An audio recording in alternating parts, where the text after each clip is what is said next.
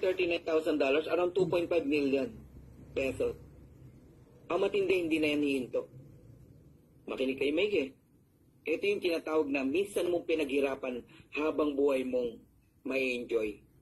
Tatandaan nyo lang yung word na gestation. Hindi overnight ang success, pinaghihirapan. Ang gestation ng isang ina, bago niya ipanganak ang sanggol, 9 months. Ang gestation ng mangga, 5 years. Ang bamboo, ganun din. Nagigets nyo po ako? So sabihin mo na ang gestation mo sa Live Good. 2 years, 3 years, 5 years. Pero tignan mo naman, ano naghihintay sa'yo. 2.5 million every single month. Not bad. Kahit mag-rest ka na, yung income mo hindi magre-rest. Tutuloy at tutuloy pa rin. Kaya kayong lahat na nakikinig dito, kung nakikita nyo, yung nakikita ng mata ko, kung pwede ko lang ipahiram yung mata ko sa inyo, para makita nyo to, makinig kayo. Dahil gusto kong makita mo, gumawa ako ng numbers. 30 direct, pinaghirapan mo. Okay? Dumating ang panahon, kumita ng $6,000 each yung bawat direct mo. Remember the matching bonus? Direct mo, 50%. You receive $3,000 matching bonus per direct. Multiplied by 30, that is 90,000 US dollars. And that is 5 million pesos.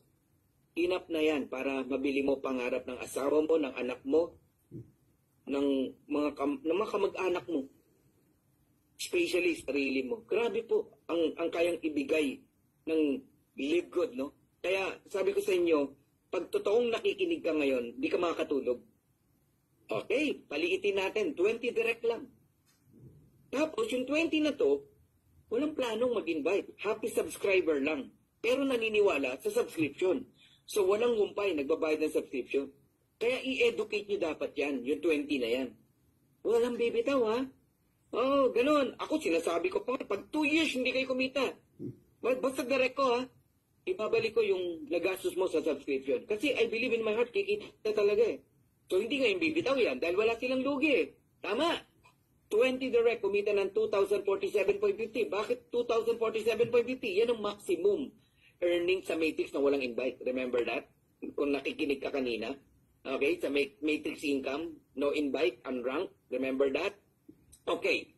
Dahil direct mo yung 20 na yan, may $1,023.75 ka. Matching bonus per direct. Multiplied by 20, that is $20,475. And that is 1.1 million pesos.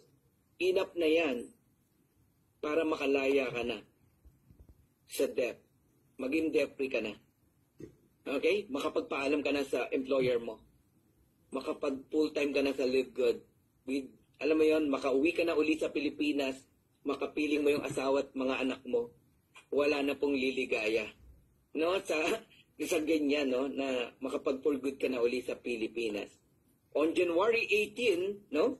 May mga ilang OFW tayong inimbitahan para mag-share. Ito yung mga nag-for good na sa Pilipinas. Grabe, nakaka-ano talaga, no? Nakakakilabot, no?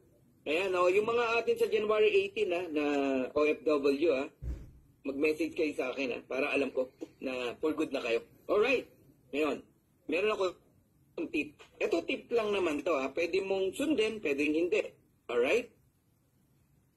Pag pumasok ka rito, idamay mo na yung family mo. Kahit dalawa lang. Asawa, nanay mo, o anak mo. Alright? Bronze ka niyan. At least may rank ka. At least, pagka bronze ka, ang maximum earnings mo hindi 2,047.50, 4,095. Sa matrix. Tapos yung asawa mo at nanay mo, ang maximum earnings nila, into 2,047.50, dalawa sila, de 4,095. May matching ka na 50%. Dalawang 1,023.75. That is 2,047.50. Pag inad mo yan, ang total niyan, $10,238. Okay na yan. $500,000 na yan eh. Magandang income na yan. Ang tanong, ano ang kailangan gawin? Alright? Pag pinasok mo sila, dapat naka-mindset ka 2 years onward, no?